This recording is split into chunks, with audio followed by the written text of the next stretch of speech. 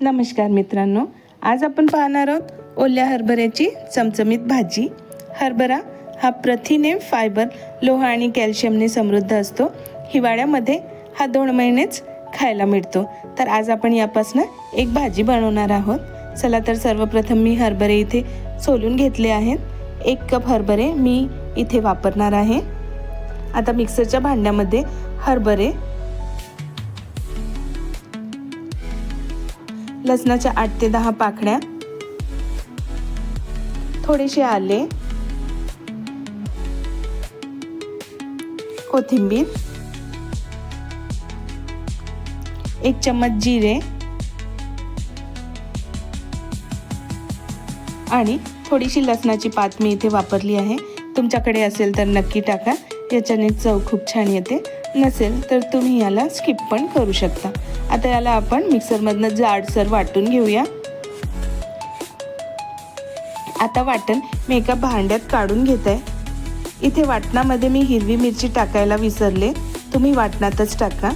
थोडेसे मीठ आणि बाइंडिंगसाठी 2 चमचे बेसन टाकून आपण याला चांगले घट्ट असे मळून घेऊया।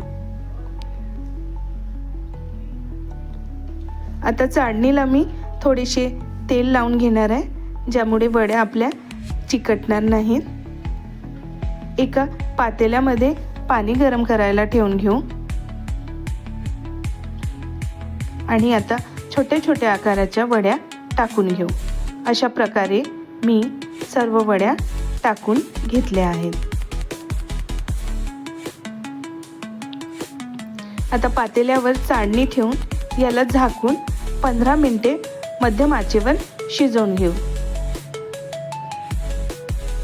टूथपिकच्या साहाय्याने चेक करू, टूथपिक क्लीन निघेल तर वड्या शिजल्या आहेत। आता भाजीसाठी आपण एक ग्रेव्ही तयार करून घेऊ। मी इथे 2 मध्यम आकाराचे टोमॅटो मोठ्या आकारात कापून घेतले आहेत। आल्याचा तुकडा, लसणाच्या पाकळ्या आणि हिरवी मिरची यांचे एक बारीक वाटण आपण करून घेणार आहोत। आता फोडणीसाठी कढईत तेल गरम करून घेतलं आहे। याच्यामध्ये एक छोट्या आकाराचा तमालपत्र, 1 कलमीचा तुकडा, 2 लवंगा, 1 वेलची, अर्धा चमचे जिरा, 2 मध्यम आकाराचे बारीक चिरलेले कांदे आणि हिंग टाकून कांदा गुलाबी रंगाचा होईपर्यंत परतून घेऊया। कांदा परतला गेला आहे। आता याच्यामध्ये 1 चमचा हळद, 1 चमचा लाल तिखट, चवीनुसार मीठ, 1 चम्मच धनेपूड, 1 चम्मच कांदा लसूण मसाला आणि इथे मी वड्यांचं मिश्रण 1 चम्मच ठेवलं होतं, ते सुद्धा इथे तेलावर चांगल्यापैकी परतून घेऊया। मसाल्याला तेल सुटेपर्यंत परतून घेऊ। मसाला परतला की याच्यामध्ये टोमॅटोचं वाटण ॲड करून घेऊ।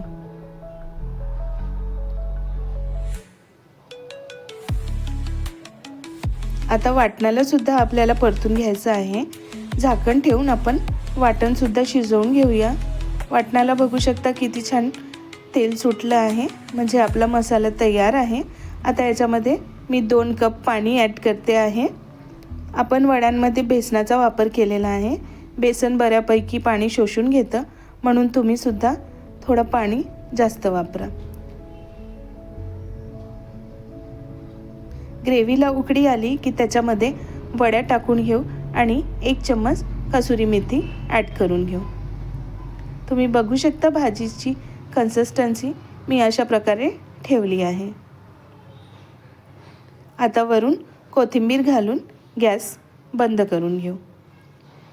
तर तयार आहे आपली ओल्या हरभऱ्याची चमचमीत कोफ्ता भाजी। पोळी, भाकरी किंवा भातासोबत ही भाजी खूपच छान लागते। व्हिडिओ आवडला असेल तर लाईक करा, चॅनलला सबस्क्राईब करा आणि रेसिपी शेअर करायला विसरू नका। धन्यवाद।